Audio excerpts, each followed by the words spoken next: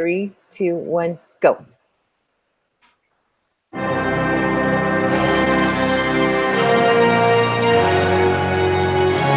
Ladies and gentlemen, it's live, and it's a Sunday night on the Chrissy Ann Show. On tonight's panel, we have a man from Australia, a rational Ron, right? Am I correct? That's right. And in my room with wires, Father Menace. Unbelievable Chrissy Ann, it's Texas now. Texas. Yeehaw! Ladies and gentlemen, it's the Chrissy Ann Show. Howdy, y'all. Greetings from Texas. Hello, everybody. Hello, YouTube. Hello, Abigail. Hello, Warhorse, Bruce. We're missing somebody from the chat tonight because he's in here. He's with us tonight. Rational Wrong Thinking, all the way from Australia. Hello, Rational. How's it going, y'all? That was pretty good.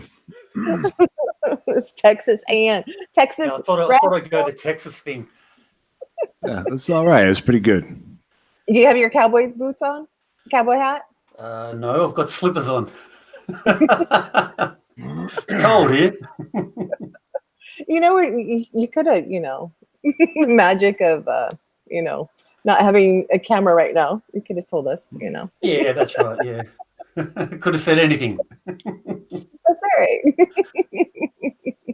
DM, she says she's sorry she's late. Thank you, DM. That's awesome. Thank you so much for sharing this. So yeah, it's Sunday night, and how are you doing? Like, what? Thank you for coming on here. We see you in the chat a lot, and we love your perspective on things. And tell us a little bit more about you. Well, there's only a little bit that I'm prepared to say. I have to keep my identity relatively secret because of my form of employment and the fact that I live in a country where free speech is not guaranteed. People get locked up for saying things along the lines of what I say about a certain ideology of peace, in inverted commas. And so I have to be kind of careful. I mean, I'll get found out eventually, but the reality is I prefer not to. So I'm university educated. I'm somewhere on the libertarian, social conservative side of things. Spent a lot of time studying and just, reading a hell of a lot of books on a variety of subjects, which is why I can kind of, talk on a lot of different issues. But my main focus, I guess, is that particular religion and the current state of the world politically. So I'm very, very interested in the sort of geopolitics of the world of today, especially with the left and their bizarre attempts to sort of re-envision the world according to their own values, which is all about being oppressed in order to gain value and status. It's a very Nietzsche. I don't know if you've read much of Nietzsche, but it's a very Nietzschean thing. They're taking things that are not good or valuable and trying to sort of re-articulate them as being valuable. And that's the kind of thing that I focus on. Other than that, I'm an Aussie. I'm getting old, and I kind of worry about where the world's going. But I won't be here. Hopefully I won't be here for when it goes full libtard. But, I might be. I'm not that old. Time will tell. How long can we hold back the wolves? Yeah, it is definitely going in a direction that probably a lot of people with the ability to rationalize don't want it to see it to go to. But hearing, and this is the thing that that really bothers me in our country versus your country is the freedom of speech. A lot of these kids are not understanding what the value is in the freedom of speech. I mean, here you are, you're hiding your identity. And, even here, we are hiding our identities at this, some of us who are depending on their jobs or whatever have to hide their identities because of the, because of what we believe in and what we're trying to accomplish and what we're trying to support, which, if this was done 10 years ago or, right after 9/11, that would not have been a problem, but now here we are. And, I feel like Australia is a little bit, I wouldn't say fast forward, but, here you are, finding that, you're having to keep that, a secret. So Yeah, well, what kind of, has there been a lot of arrests for people speaking up about, right? not a lot. No, there haven't been a lot. There've been a couple of, sort of predominant cases here where, people have been arrested for things like, handing out leaflets talking about things that are written in the Quran and things like that. So it's not a huge thing. Like, I don't want to overstate the risk, but the risk is certainly there. If you upset the right or the wrong person, it can come down on you. Like, there's one particular guy here who's taken about 100 and something people to court for saying things about Islam that he doesn't like. So they use lawfare here. And because we don't have that guaranteed right of free speech, we don't have a First Amendment. So there's nothing in our constitution that enables us to be able to speak freely. So the government can enact laws to curb our speech completely if they choose to. And we do actually have, I think the law is 18C here, which is a law which is aimed at eliminating hate speech. And hate speech, of course, is purely subjective. So it can be anything, and truth is no defense against hate speech. So I had a look at the legislation, and you can be charged for hate speech and convicted of hate speech, even if your speech is true. So you can quote the Quran, for example, and you can be fined or put in prison for it. Wow. So has there been a huge influx in the last 5 years of Muslims? Yes, there has been, and the issue that we have here in Australia, in a couple of our major cities, in Melbourne and in Sydney, is not dissimilar to what you see in Dearborn in the US. So you have these particular areas where if you go there, you're putting yourself at risk. I don't know if you saw the footage of David Wood when he went to Dearborn. No, I didn't see that. Okay, he was handing out flyers there, and they got attacked. Him and his friends got attacked, and the police came and were going to arrest David Wood and his friends. David Wood's an online Christian YouTuber. I don't know if you're aware of him. But yeah, so he had problems there, and we have problems here. Lauren Southern was in Australia about a year ago, and she wanted to go into one of the Islamic areas in Sydney and talk to people, and someone high up from the police actually came to her while she was live streaming and said that if she tried to go there, that she would be arrested because there was a risk, because it's an Islamic area, that the people there would get a bit hostile. So we do have that problem here. Wow. So when did you start? Did it gradually happen, or did it kind of seem like overnight it took over? Well, unfortunately, our left here aren't very intelligent. They're not very original, and they follow what the US does. So we've basically been tracking along behind you guys. But how it's worse for us is because we don't have that right of free speech. So, for you guys, you've got the left. They're doing all that they can to try to shut down your speech, but they can't because you have that First Amendment guarantee to be able to speak freely. Whereas when the left do those same things here, it's much easier for them to shut down our speech.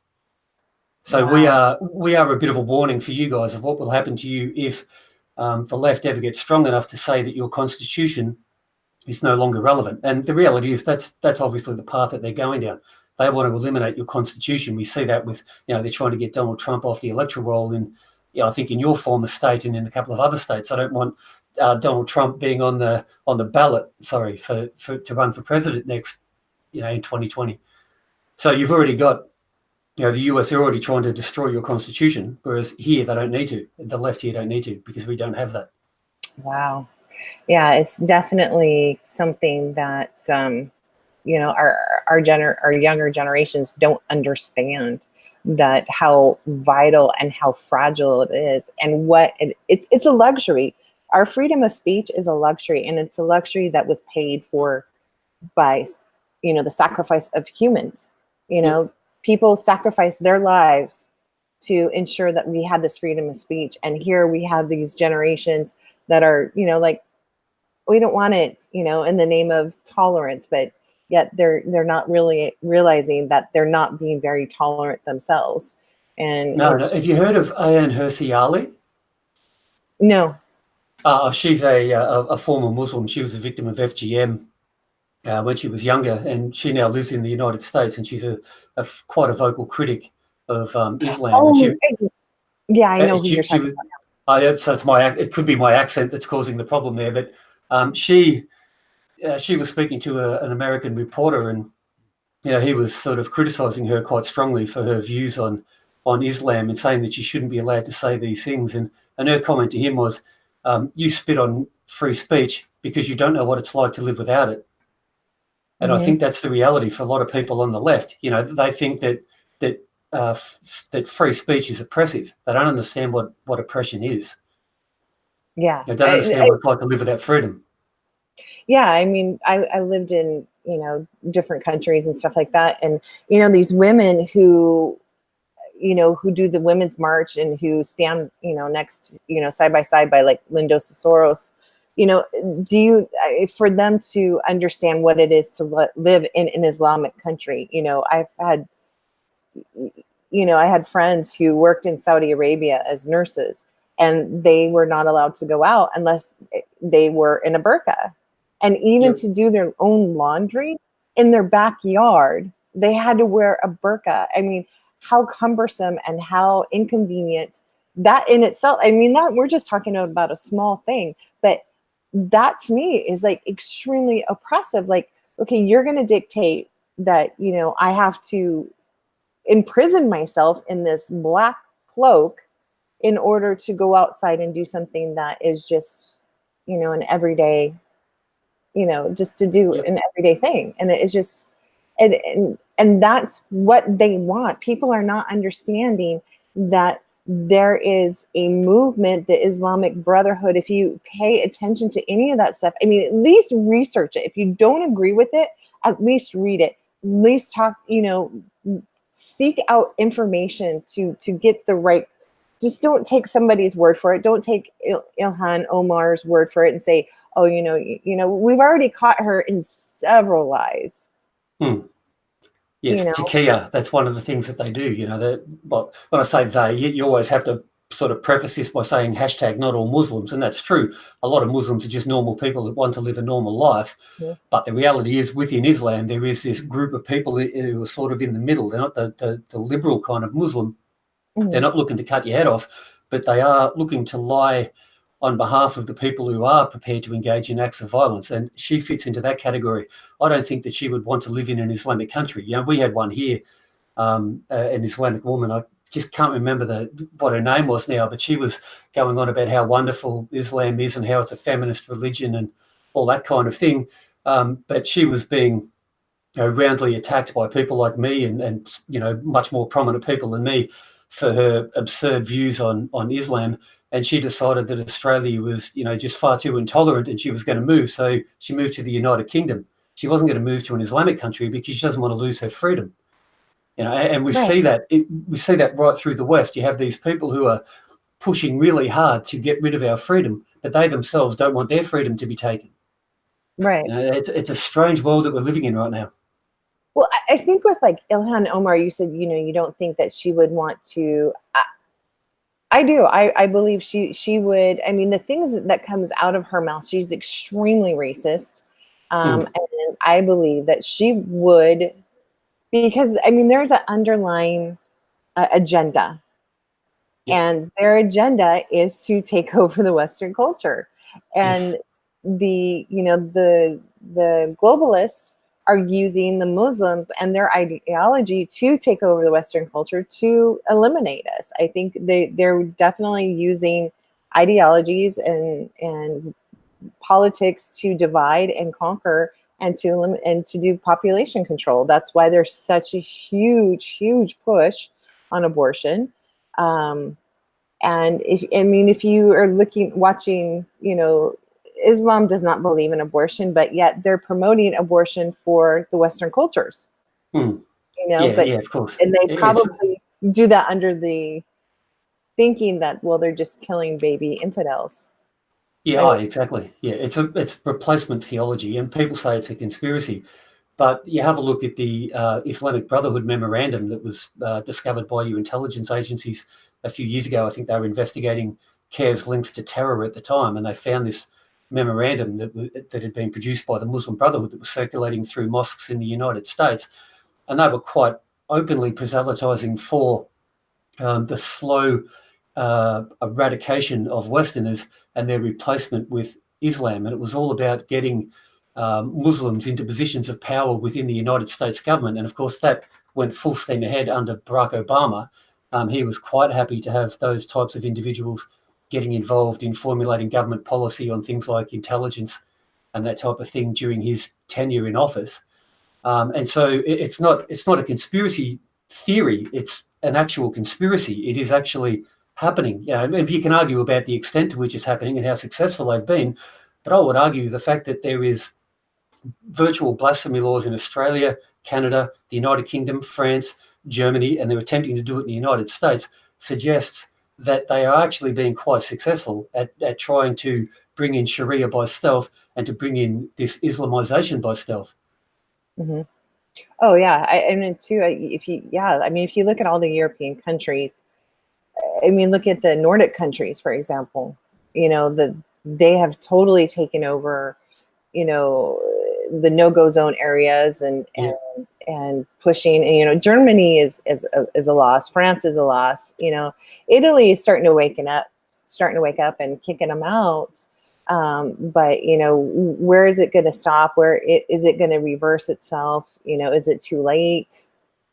Well, I'm a bit of a pessimist when it comes to this. In a sense, I think that at some point there's going to be a trigger moment that happens. Like you have a look in the United Kingdom, where there's been, you know, thousands of young girls that have been victims of abuse, and at some point there's going to be a trigger that's going to create a bit of a pushback. But there are enough Islamic people in those Western countries in Europe that it's almost going to lead to a virtual civil war. And unfortunately, we can't guarantee that Western governments would actually side with their own people. Mm. You know, it's a frightening reality, but they haven't been. I don't know if you've taken any notice of Tommy Robinson in the United Kingdom and what was going on there, but you know, he spoke out against the Islamic grooming gangs, and he was put in jail a couple of times. And just recently, when he was running for MEP, he had the police escort a large group of Muslims into a rally that he was holding to throw rocks and bricks and scissors at women and children at a peaceful political rally. So that is definitely a sign of a government not siding with its own people. Yeah.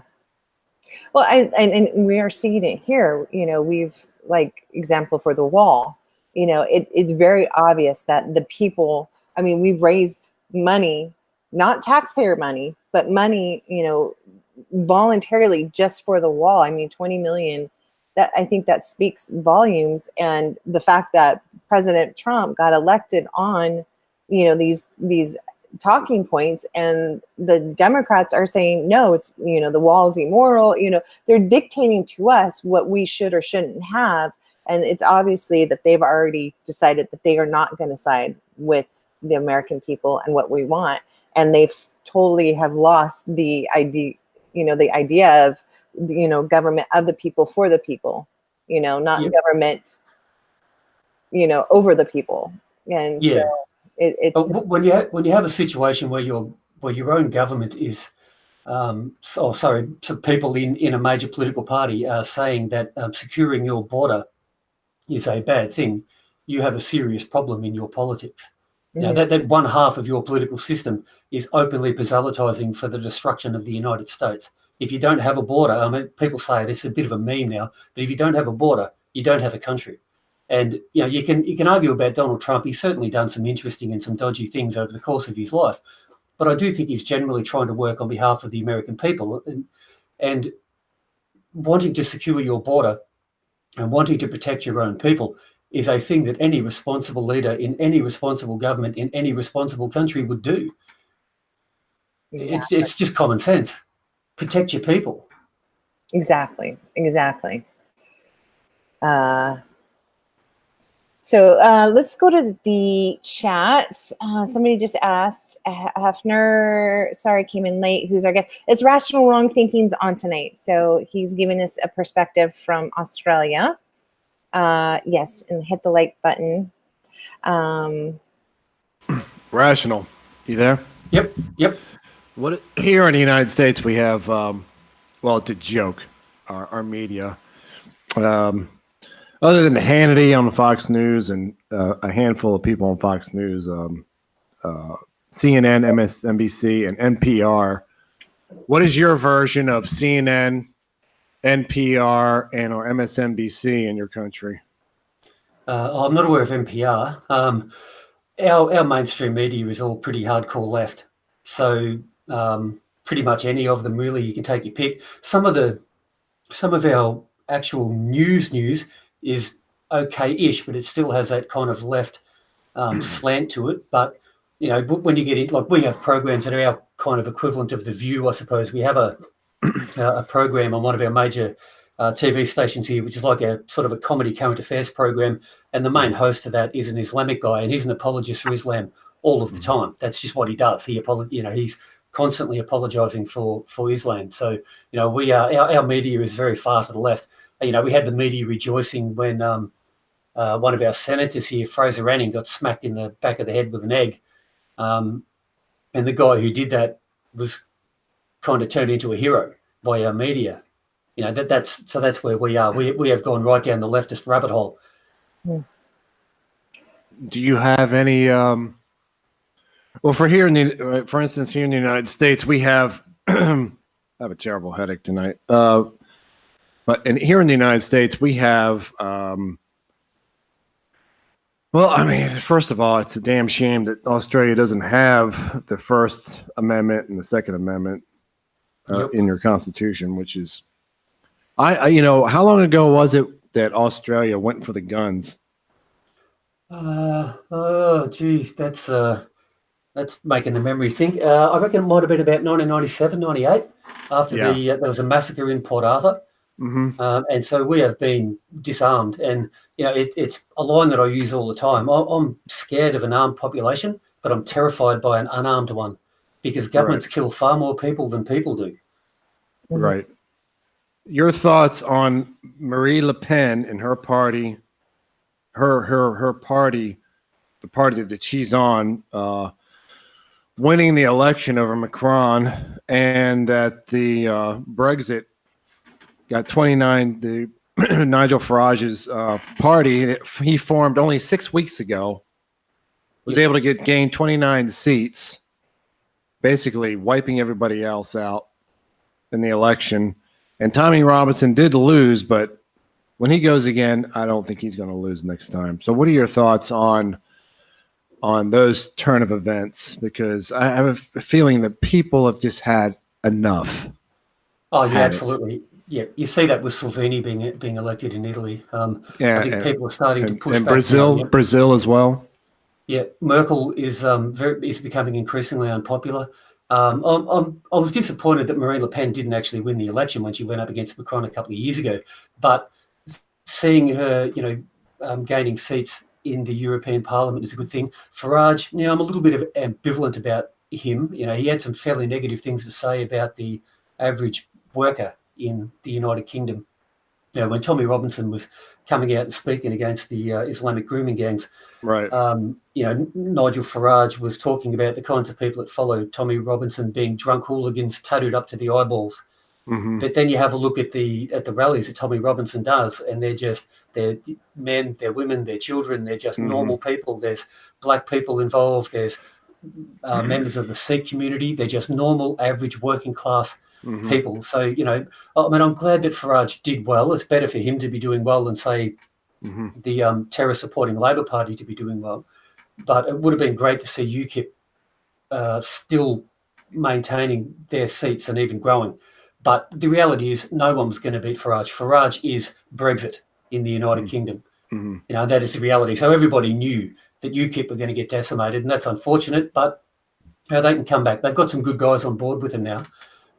So I think, there is a chance for them to come back. But, yeah, it's great to see Brexit and similar kinds of parties, those anti-EU parties are growing right across Europe. But time is running out too. That is the other thing. They have to stop this influx of people now. They have to curb it sort of now. Look, time is running out. What is your perspective on the stuff that's going on with Iran and Russia and Syria in regards to Israel? Well, I'm a huge supporter of Israel. So I'll say that first. And I'm not saying that Israel is perfect and that they always do everything right. They possibly don't, but they certainly have a right to defend themselves and they have a right to self-determination. As far as Putin and Russia goes, I'm kind of ambivalent about Putin. I like a lot of what he has to say about things that are happening in Europe. I'm not sure that I see him quite as being the existential threat that a lot of the hawks in the US see him as being. But then at the same time, he was far too friendly with Obama and Clinton for my liking. I suspect that there was a bit of a psyop going on with all of this Russia collusion involved with Donald Trump. I suspect that Putin was actually involved in the US election, but he was working on the side of the Democrats. The information that came out against Trump came from people high up within the Russian government. That seems to be true, from people who were involved in Russian intelligence agencies. So I think that the Russians were working with the Democrats, not working with the Republicans, or working to get the Republicans elected. And I think it's because they see Donald Trump as being a bit of a threat, because he is doing things like, he's unhappy with the Nord Stream 2 gas pipeline, which is pumping a lot of gas into Germany. And Germany is basically now reliant on gas coming from Russia. Well, that's a major security threat. If you believe that Russia is a security threat, they can just cut off the gas supply if they want to.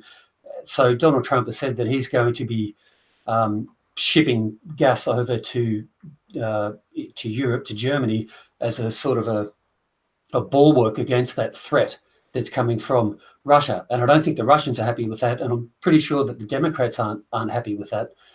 I like Putin's attitude to the Sunni Wahhabi Salafi form of Islam, but I'm not really a fan of his relationship with Iran, because Iran is an awful, awful country.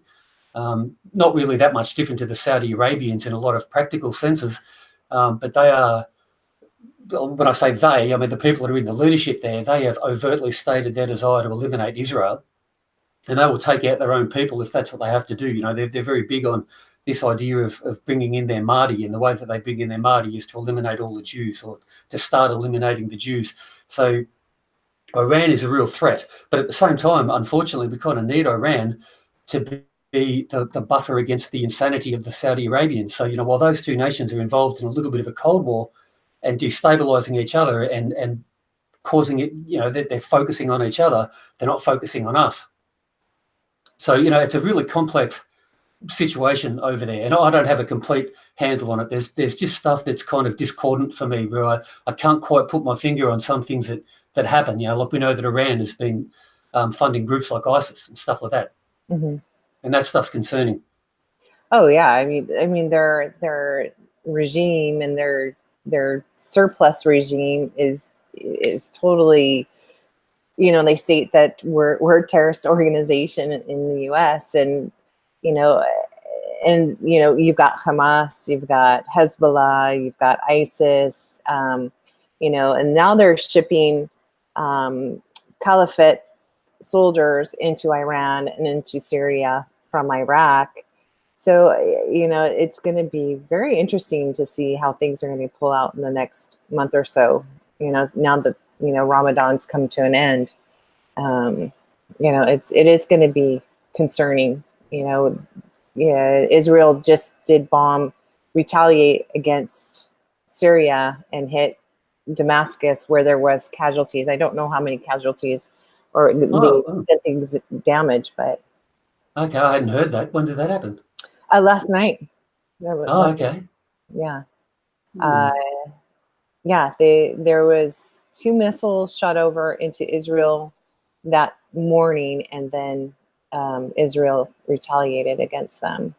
Yeah, there's not a lot of news as far as how that is going, because I think any news where Israel takes a lead or progresses, they don't want it to, unless they can twist it and make it look like Israel's, bombing kids or something to that effect. But the way Israel does anything as far as retaliation is always very humanitarian. They have their door knocker bombs where, they let the people know that they let them know, they give them warning. We're going to bomb this. You guys, you're bombing us. You guys are, your illegal missile sites there. We're going to bomb them. And so they let them know. And unfortunately, we have that extremely left-wing thing going on in our media where Israel is always to blame. So you have a situation where, say Hamas will be, firing rockets at Israel from inside a school, and the Israelis will do all that they can to avoid civilian civilian casualties, but they have to eliminate that threat. And when they do try to precisely take out the people that are engaging in that act, there is some collateral damage. Our media report that as Israel being bad. So when it comes to Israel, our media is particularly left-wing. So, I'm looking at YouTube and other things to find information on what's going on in Israel, because our media won't tell us anything that is even remotely true about what goes on over there. You'd be anti-Israel if you only believed in what the Australian media have to tell you. Wow. Now, do you have groups that are right-sided but still are anti-Israel? Look, we've probably got a couple of dozen people that are along that line. Australians aren't really that political, to be honest. Like for example, when Milo Yiannopoulos was out here a couple of years ago, Antifa tried to do their usual thing and, create some violence at some of his rallies. And, they had 3 or 4 pasty white guys turn up and start shouting, "Kill all whiteys." And for Australia, that's a really big deal. We are not a antagonistic political nation. We're very kicked back. We're very relaxed. We'd rather just sit down, have a beer. And if someone's really annoying us politically, excuse the language, we tend to just call them a wanker. That's about as violent as it gets here. We don't really have that extreme thing. So we have people that are accused of being extremist, but when you actually listen to what they say, they're not particularly. I mean, it's just a normal media thing. If you don't agree with that left-wing mantra, you're automatically a Nazi. So there's really not much of it here. I mean, I couldn't name one Australian guy who would genuinely sort of fit into that, neo-Nazi far-right category. They would be around, but you just don't hear of them. Mm. I want to ask you a question. Yep. Have you ever had an opportunity to come to the United States? No. I'm not sure I'd ever be allowed in. Now, I was a communist when I was younger, and I was quite vocal in my anti-American communism, back in the Cold War days, when I was young and a little bit stupid. So, I have changed, but I do know that the US, well, they used to anyway, they used to take their anti-communist thing very seriously. Now, I had a friend years ago who'd been a member of a communist organization, and she got into the United States, and she was, taken off the plane by the CIA and said it was a mistake that you were allowed in because you'd been a member of a communist group for a year or two back in the 1980s or something. So yeah, I'm not sure if that's changed, but if that's still the same, then I may have difficulty getting in, unfortunately. Right. Now, here in the United States, I haven't been to Australia, so I don't. Here in the United States, we have the Atlantic coast and we have the Pacific coast, then we have the Gulf. But mainly we're talking about Atlantic, Pacific, East Coast, West Coast. You have New York City, you have Los Angeles, you have Chicago. And then you have the rest of the United States. And I don't know if anybody in Australia or the rest of the world it's called the flyover country. Are you familiar with that? Yeah. Yep. Okay. In the flyover country here in the United States, I could, you can look on the map. I can name off all kinds of states from Oklahoma, Arkansas, Kentucky, Tennessee. I can go on and on and on. West Virginia. We have something what you would call Now, this isn't a derogatory term. These are what I would call country folks, rednecks, country Yeah. folks. Yep. And these are flag waving people, and they all have Yep. guns. Okay. Yep. That's something that these people don't understand. They don't get it. They have not a clue. They've never spent time in some small town in Kentucky with a bunch of country people. They don't understand these people. And it's a huge chunk of the United States.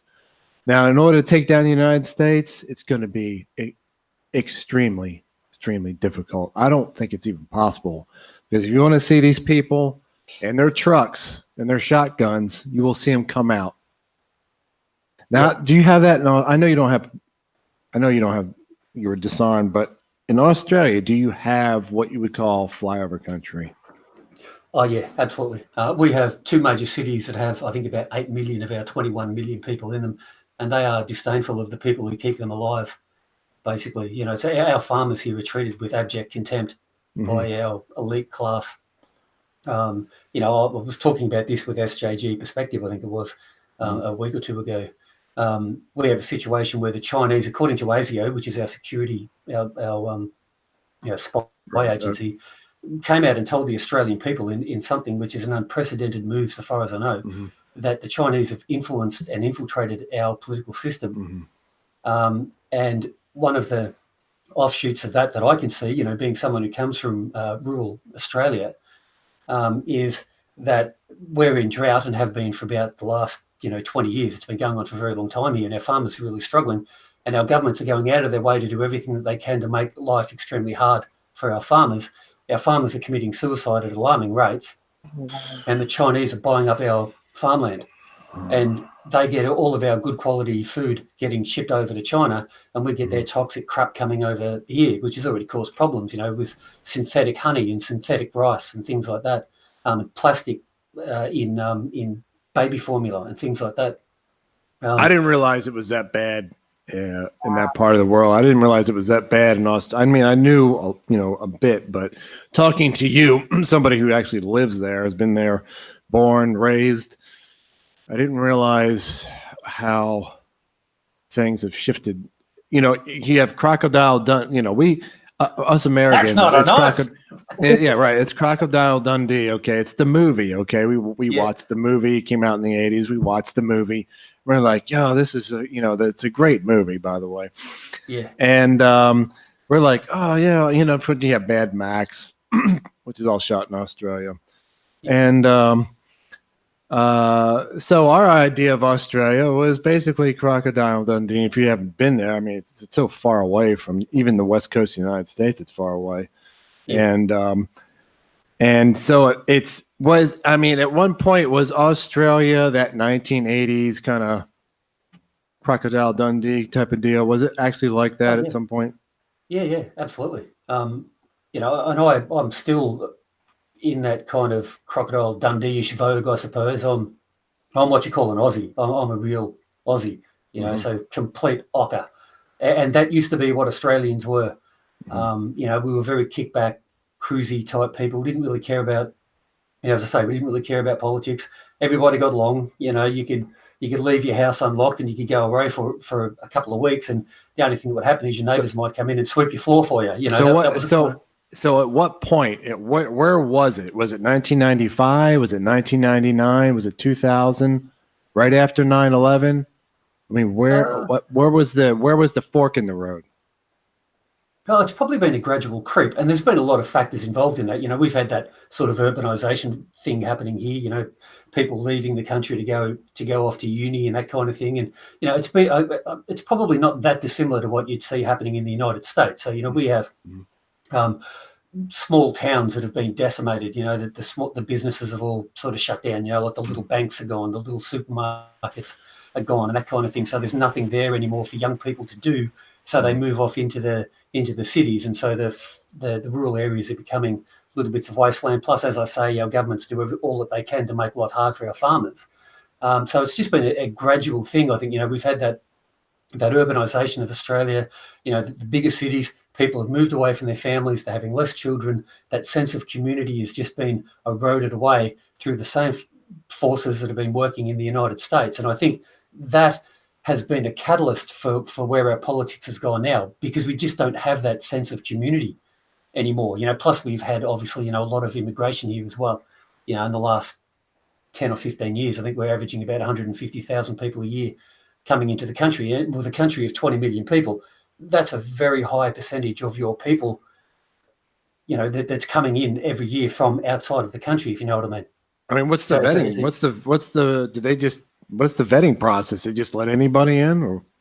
Well, it depends who's in power. So when we get our left faction in power, the vetting sort of drops right down. So their vetting process is, if you can make it here on a boat, then you can basically come in. There's minimal vetting. And we have a Greens party here, which is like Greens parties all over the world. It only exists in the major cities, right in the middle of the cities where they can't see a tree. And they are the people who all vote Green, ironically and stupidly, and they would let in anybody.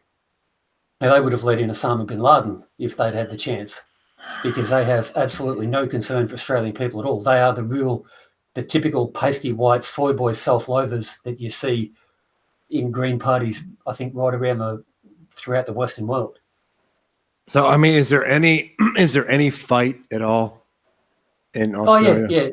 Yeah. So at the moment, we have our Liberal Party in power at the moment. They surprisingly won the last election, and they are our version of a right-wing party, but they're more like the rhinos in the US. They're not really right-wing, but they are pretty good at securing our border. So they created a system a little while ago where they will stop you before you can get into Australia's territorial water, and they will put you onto one of our little Pacific Island neighbours. I think Nauru is the main place where we send them to, and we then pay the Nauru government to keep these people in detention centres while we try to vet them to make sure that the people that are coming in are legitimate refugees, as opposed to being the more terroristic types that you see getting into places like the United Kingdom, where they have about 30,000 ISIS fighters, I think, that are there in the UK. So, we do have the problem here. We do have the radicalisation here. We do have the people on the left who are trying to open up our borders, but it's difficult for them, because for people to get to Australia, it actually requires a great deal of work. They either have to, move their way south through, Indonesia, down through Asia and through Indonesia to get close enough to Australia to get on a ship to get here, or they need somebody to bring them here on a decent ship, because Australia is just smack bang in the middle of nowhere. Yeah, it takes a lot of work to get here. Well, I mean, one thing about the United States is that whatever you're hearing in Australia on your left-wing media there, that they're not telling you is that here in the United States, there's a lot of fight here. The flyover country is a lot of fight.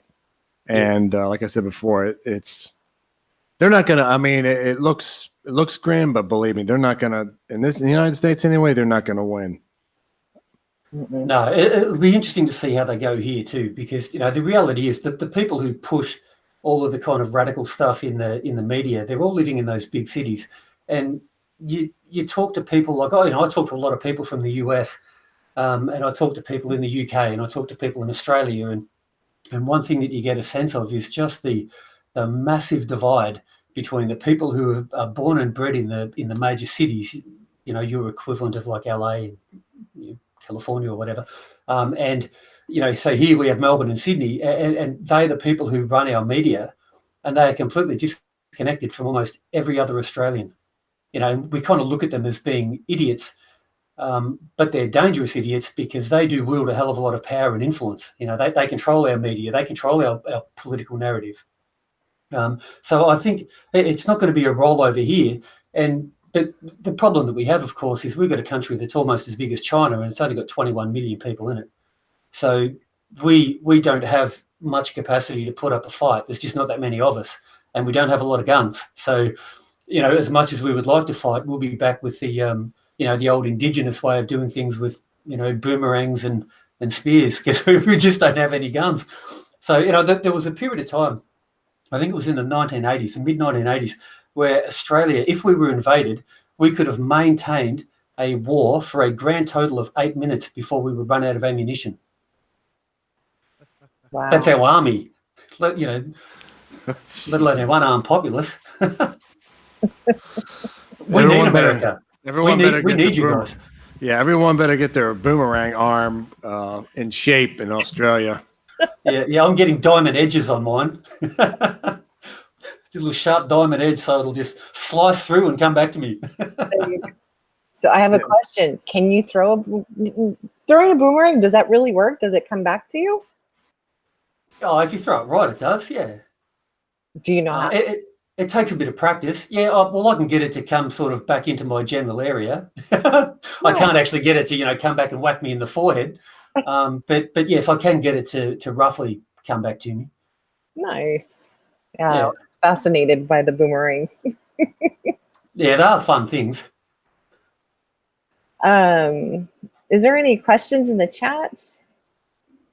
Let's see here. Oh, it's in New York. I think they had their own conversation going on in here. That's usually the way it works. Have They you, just ignore us and talk among themselves. have you seen my bullet belt?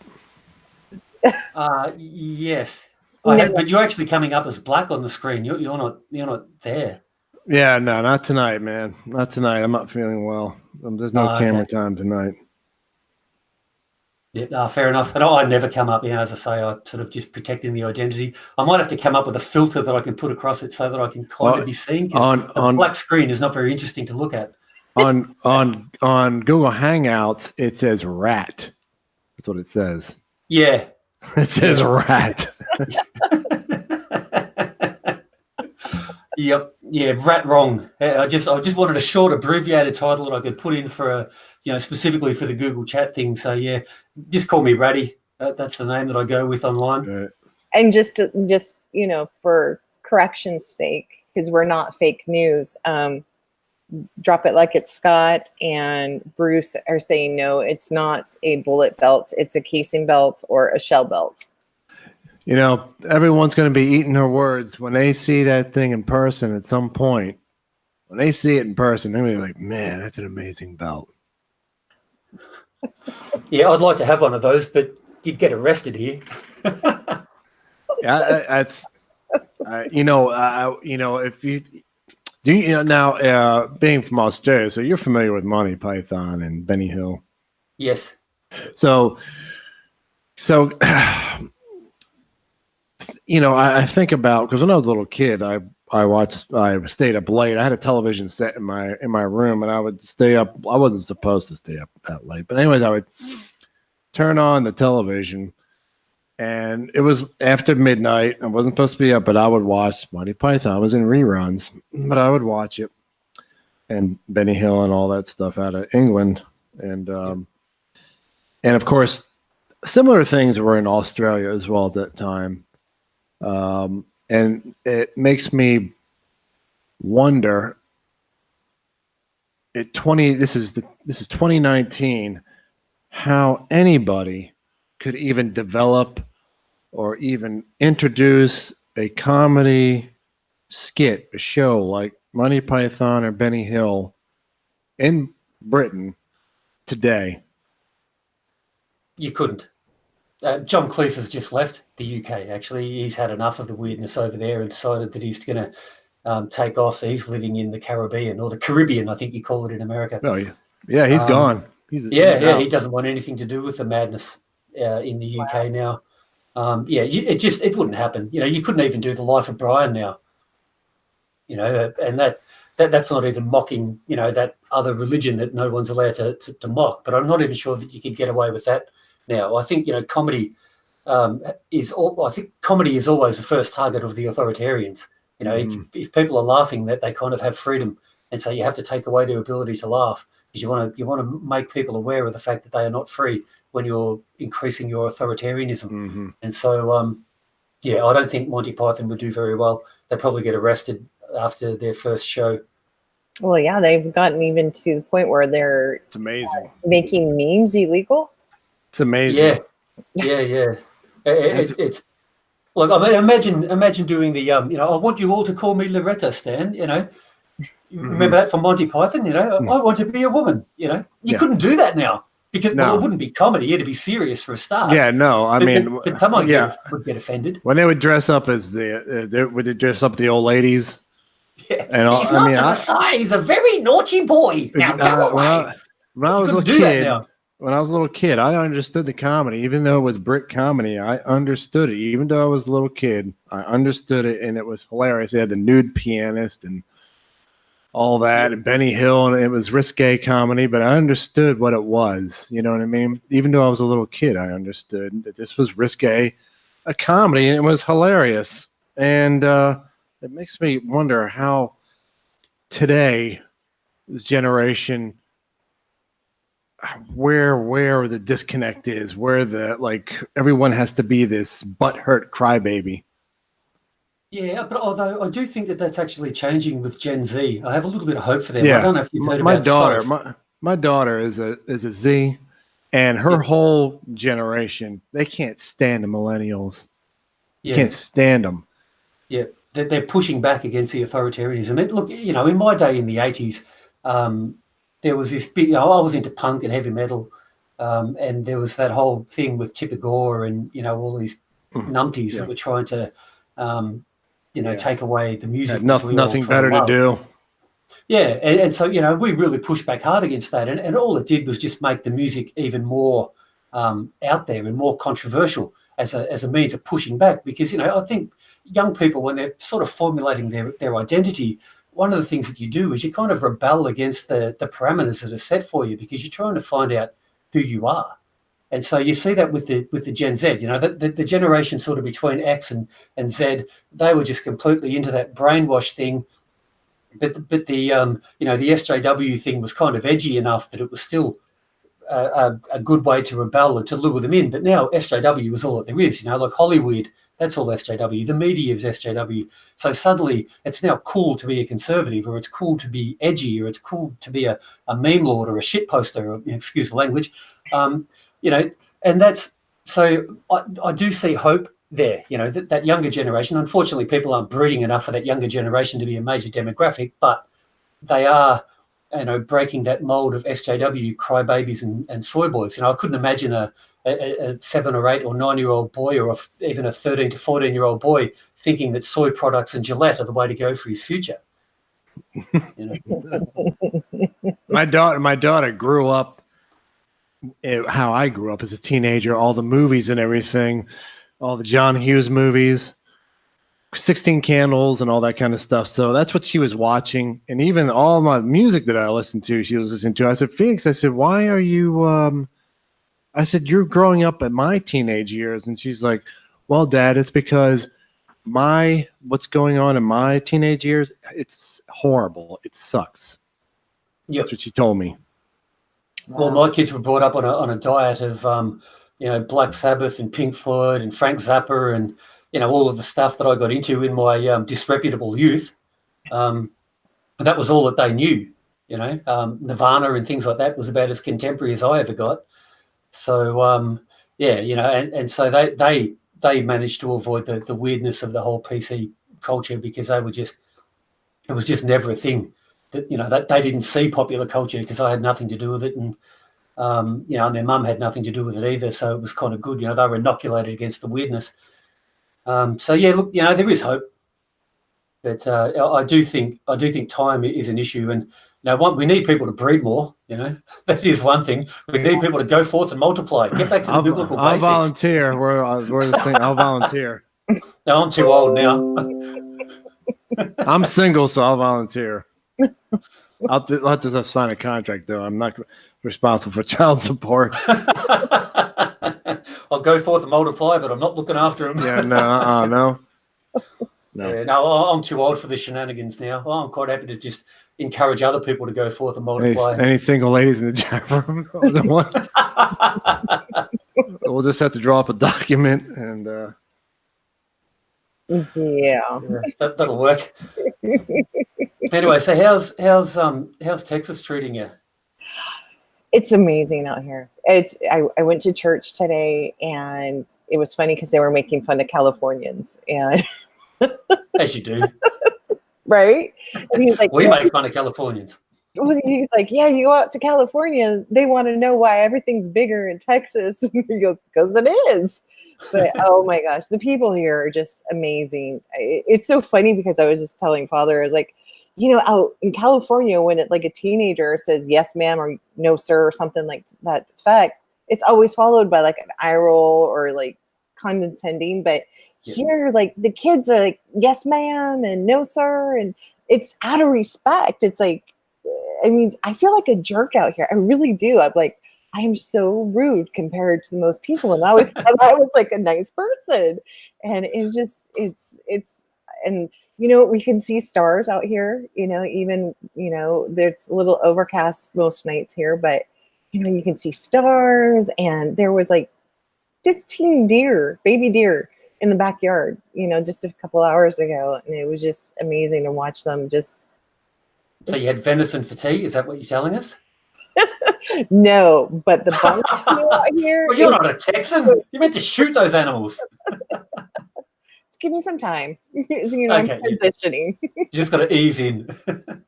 Yeah. Because it's funny because I was sending a couple pictures of the backyard, and everybody's like, dinner. So I'm sure. We're going to go to the US. I think Kentucky would be where I'd want to go because I spent a lot of my youth reading labels that came from bottles that came from Kentucky. Jim Beam, Jack Daniels. I'd want to go there. That was my spiritual. You'll like Kentucky, man. Oh, you'll like it. Yeah. Oh absolutely. yeah, you'll like it, man. It's all country folk everywhere, my liver even in would the probably major hate cities. You'll like it. Yeah, I mean, there's some weird people in the backwoods, believe me, but yeah, you'll like. I mean, any that whole area: Kentucky, Tennessee, West Virginia, North Carolina, South Carolina. I mean, basically all the South, really, for the most part. I mean, yeah. I kind of get the sense that the south of the US would be as close to Australia as America gets in a lot of ways. In terms of just a bit more laid back, the people tend to be a little bit more friendly, or they seem a little bit more friendly there, which is what Australia used to be. I kind of get that sense. So I think if I was ever going to go to America, like I couldn't do any of your major cities, I don't like large groups of people as a rule, like I spend time in the city, but it's always under sufferance. And you wouldn't like imagine myself in a city with 8 or 9 million people. You wouldn't like New York City. No, almost half of the Australian people all crammed into one festering hole just does not appeal to me at all. No, I'd be out with the country folk, sipping the moonshine. That's what I'd be doing. Yeah, there's plenty of it. Believe me, it wouldn't be hard to find. Yeah. Yes, that would definitely appeal. Yeah, Mississippi, Alabama, the whole thing, really. Texas, I mean, Louisiana, I mean, really, I mean, the majority of the United States is, you can go to Utah. Everyone in Utah, I mean, pretty much. I mean, really, it's just Los Angeles, San Francisco, Seattle, New York City, Chicago, that are the S-holes. Okay. Yeah, isn't Utah a bit odd? Isn't that Mormon central? Yeah, I mean, there's Mormons there, but Utah is an awesome place. Most of the western, Arizona, most of the, all the western states, really, you just have those dots, those blue smudges, Yep. The blue smudges is what you call them. Yeah. So what do you guys think about the push to eliminate the Electoral College? Do you think there's any chance of that happening? It's not gonna happen. Is that a constitutional guarantee that the Electoral College has to be maintained as is? Well, the Democrats are desperately trying to do what they can to manipulate the vote. Yeah, because like in California, just right before I left, there was a law that they're trying to pass where if you vote a provisional on a provisional ballot, they're going to count it that night. And if they find that provisional ballot to be fraudulent, they will not revoke that vote. So, I mean, that's what they're trying to do, trying to eliminate the, Electoral College, trying to, determine who's going to be on the ballot based on criteria that they've now just, believe that should be on there. And all of that stuff's unconstitutional. It's scary that what they're trying to do. At least our elections here are pretty good. Although we do have compulsory voting, but we have to go to the to the polling station, and we give them our name, and we have to give them our address. We don't actually need ID, but we have to give the name, the address. It's crossed off, Mhm. and that ensures that you can only vote once in any election. Right. So I think your system's a little bit different, isn't it? Like I've heard stories about people who sort of vote multiple times using various kind of nefarious means to do it. There would be, I mean, you could do that here. You mean like dead people? People from beyond the grave voting? Yeah, I've heard about that kind of thing happening, and people who are in, I think they go to a different county or something, and they vote for the county that they're from or something. I saw, I can't remember. Project Veritas. They had people go into polling stations in some of the areas where the Democrats tend to win, and just giving a fabricated story and being allowed to vote, even though they weren't giving legitimate addresses and things like that. You couldn't do that here. That just wouldn't happen. If you're not on the roll, you don't vote, and if you don't give the proper address, you don't vote. Yeah. So, And too, in California, they're trying to make it where illegals can vote too. And there was a lot of fraudulent votes that went through in LA. There was more voters than there are registered voters. In the DMV, they caught the DMV registering 16-year-olds. It's so obvious that the Dems know that they're losing, because I mean, like what I just said, and plus they're trying to make it where you can vote at 16. They're going to take away your rights to own a gun, but yet they want you to be able to vote. It's like you can't determine your own safety, but you can fight for our country, you can sacrifice for our country. But you can't, but you can't own a gun, but you can vote, you can dissent. It's ludicrous. It's crazy. yeah, it is. And that, I mean, it's just the left doing whatever they can to maintain power, isn't it? At the end of the day, they will do whatever they need to do. That's what the left has always been about. It's very power hungry. It's actually why I got out of communism back in the 80s, because I sat down one day. I'm quite big on going through thought experiments. I'm a bit of a philosopher, and I sat down and was sort of thinking to myself, if I could be the ruler of the world, would the world be a good place? And I thought it'd be awesome for me. I'd love to be the ruler of the world, but would it be good for everybody else? And instantly I knew that the answer to that question was no. And I looked at the people around me who had a similar political idea to me, and I realized that they were all the same, that the world would be awesome for them, but it would be the opposite of awesome for a hell of a lot of other people. And then I started thinking, how can we sort of ensure that we don't ever have that mob rule or that, brutal form of authoritarian government that the left seems to love so much? And the answer is you have a set of rules and laws and a constitution and principles that you operate by, but that's not what the left are about. They want to tear all of that down. And so that was kind of the awake. That was the red pill for me, back when the red pill still meant communism. It was probably about 1990 actually when I finally decided that communism wasn't the way to go. And it was just through realizing that the left is all about power. That's all it has ever been. They're not about caring about other people. I mean, they always couch it in those kinds of terms, but really it's just about power for me. It's very, very narcissistic politics, which is probably why it does appeal to people between the ages of 14 and 20, when you're still in that, narcissistic stage of sort of developing and growing and becoming more empathetic. Yeah. I think there's definitely a connection there. Yeah. Well, the frontal lobe isn't fully developed until 25. So yeah, and that's when you become a conservative. So I think Winston Churchill made a great comment.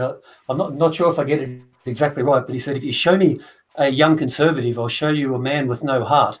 Show me an old liberal and I'll show you a man with no brain. Yeah. That saying has all different variations. Yeah. If you're 20 years old and you're conservative, you're a heartless person. But if you're 40 years old and you're still a liberal, you're a moron, you're retarded. Yeah. Yes. Yeah.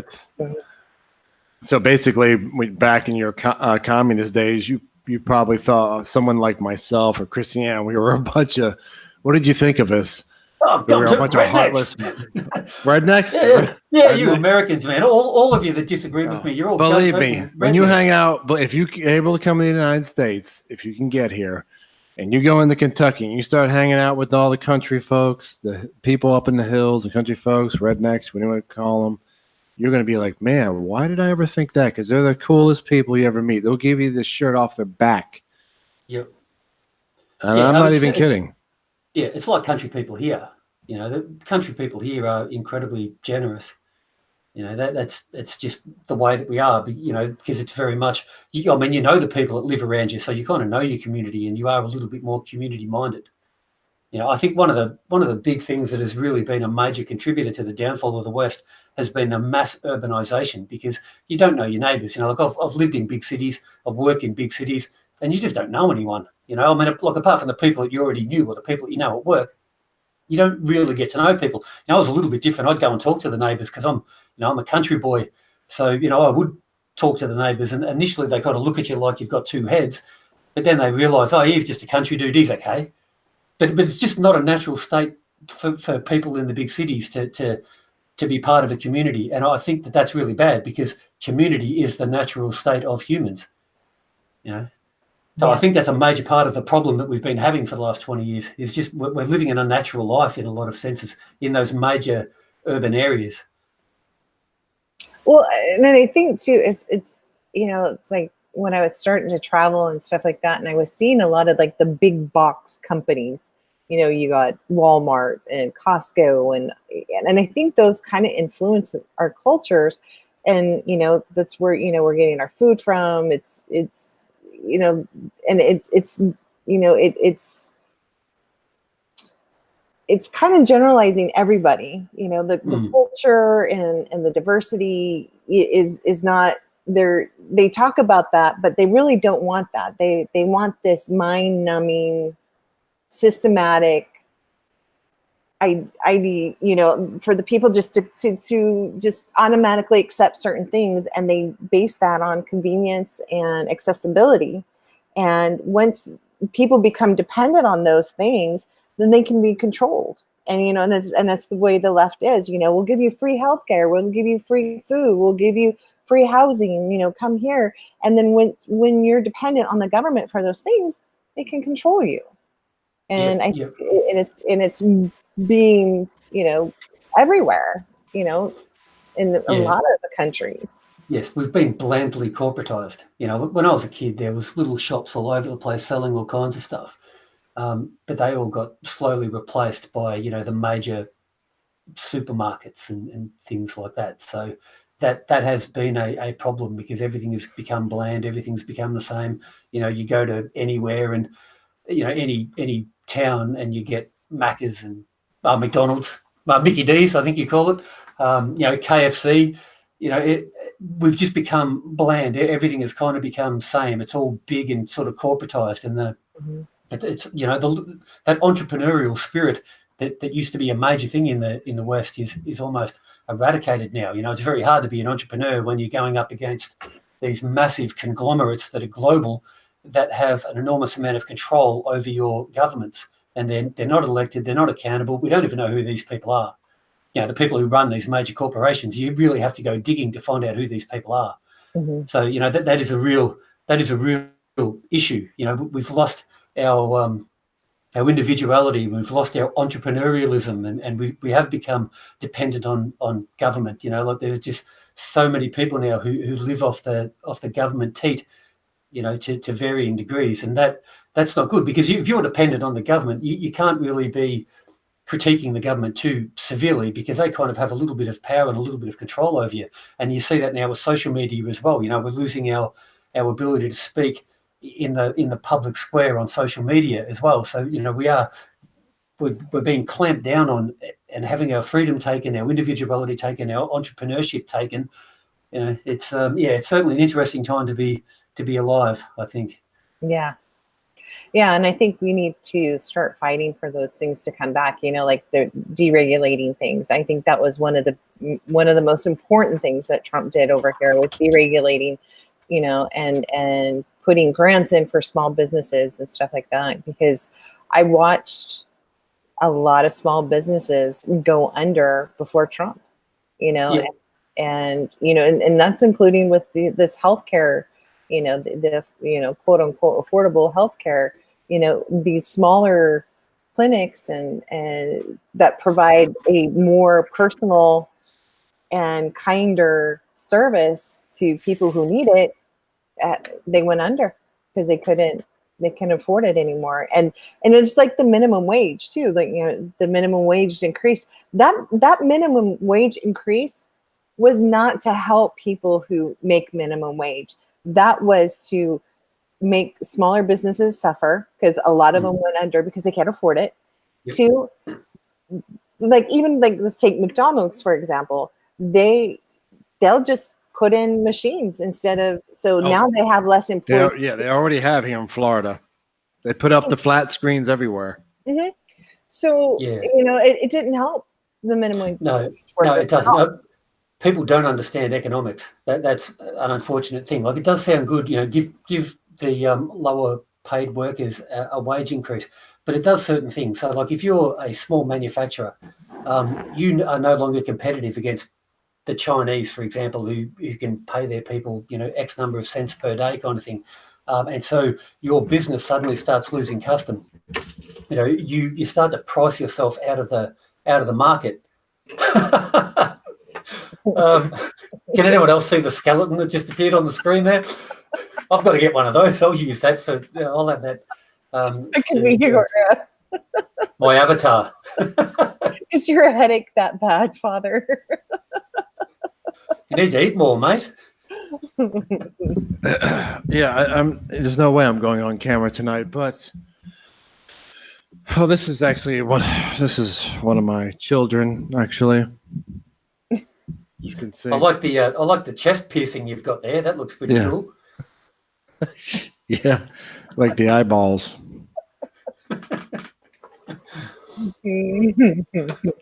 Yeah, I completely lost my train of thought there. Oh yeah, the minimum wage. So it has a lot of negative ramifications, and people don't understand it because they don't understand just the basics of how economics works. You know, small businesses going out of business is not good for the country. It puts more people on welfare. You know, it means that more of your goods are being imported from overseas, so it increases your debt. You know, your trade deficit is growing. You know, it's a bad thing. It sounds good, but the practice of it is actually terrible. It's just putting a lot of people out of work, increasing your trade debt. It has nothing really good in it. No, it doesn't. And then, you know, you got people like AOC sparking, you know, she was calling tip earners and conservatives.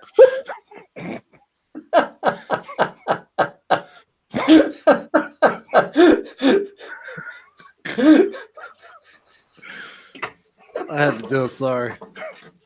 I mentioned AOC, and that's what I get. Probably appropriate, actually. It's time to put some comedy into this I can't nightmare of politics. Politics is a nightmare. But our hour is up and past, so I think it's time to say goodnight. Rational Wrong Thinking, you're great. I really appreciate you coming on here tonight.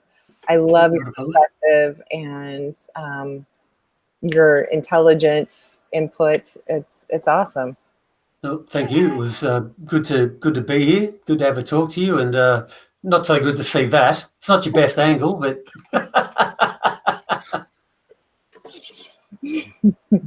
Father will not be getting his Skittles tonight, just to let you know. he looks like he needs them.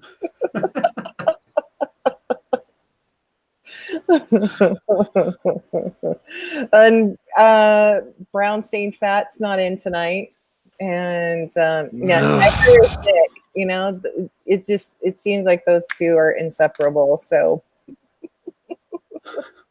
Father, I don't have a guitar handy. Otherwise, I'd play something horrible to go out on. But the guitar's not here. No China Joe tonight. No, there's no China Joe. There could be like I could play some church music. No, actually, no. I could do this. Actually, let me. Yeah, it's. I have to say, thank you all the way from Australia. You know, Not a problem. yeah, it's really. I mean, it's amazing. I mean, it's a double-edged sword. We have all this technology now. We have somebody from Australia chiming in on the show. It's a double-edged sword. It's the internet is an amazing thing. At the same time, it's causing all kinds of problems as well. Yep. But yeah, I want to thank you so much for. What time is it there in Australia? It is just after 3 After 3 a.m. PM. Oh, PM. Oh, okay. Yeah, Well, okay, you're good. Yeah. What it's really, I mean, we can't thank you enough for being on the show. It's My pleasure. it's like it's a milestone, really, because we've never had somebody that far away coming on the show. So, and plus your knowledge and education as well. So we appreciate it a great deal. Definitely. Not a problem at all, guys. Anytime. Oh yeah. Yeah, Definitely. Definitely would love to have. I think I'm going to be on with Drone Tech Politics again this Saturday, maybe. I think. Oh, nice. So, yeah, just give him a bit of a plug for anyone who's listening that's not aware of him. Yeah, go and check him out. He's got about 70,000 followers, so I'll see if I can give you guys a shout out. See if we can get there you go. Some extra. Damn, that's an accomplishment. Yeah, and Drone Tech said he's going to come on our show too. So. Oh, nice. Yeah. Yeah, it is good that we're actually building this community. It's something I was trying to do for a while, and it wasn't really kind of taking off. But then I met up with SJG Perspective. Started talking to him. Initially not live streaming or anything, but just kind of talking to him, and it's something that's sort of growing. I think it's a great thing. It's our sort of pushback against the social media, or anti-social media, as I like to call it now, trying to shut down these conservative voices. I think it's a really good thing. It is kind of forcing us to network. Mm-hmm. Yeah, it's fighting. It's fighting fire with fire. Yeah, exactly, and using the left's tactic. We've always been the conservative and the libertarian type. So we're always kind of individualistic, but that no longer works. We need to actually pull together and create a huge interlinked group of people, so that if social media sites do want to shut us down, they lose a huge block of their people. And it no longer becomes viable for them to keep on shutting down the conservative libertarian voices. Right. That's kind of the way I see it. I guess YouTube lost a ton of money because of all the conservative people they've shut down. $70 billion, wasn't it, or something? Or $7 billion, a massive amount of money that Alphabet, the mother company, lost. It's a huge amount of money. Yeah. I can't say that I'm weeping for them. Nope. I think it's well deserved. But here's the thing: is that they're being financed and they're being taken care of in other ways. So it's just the cost of their war against our freedoms and liberties. Yeah. I wouldn't mind having the drop in revenue that they got and still earning as much money as they earned. I reckon I could get by on it. Yeah, it's not like they're suffering. So no, not at all. But yeah. So, well, thank you for coming on tonight. Thank you, Father. Thank you to my mods. You guys are awesome. Almost everybody in here is a mod, but you guys are just great. I appreciate you guys coming in, hanging out with us on a Sunday night.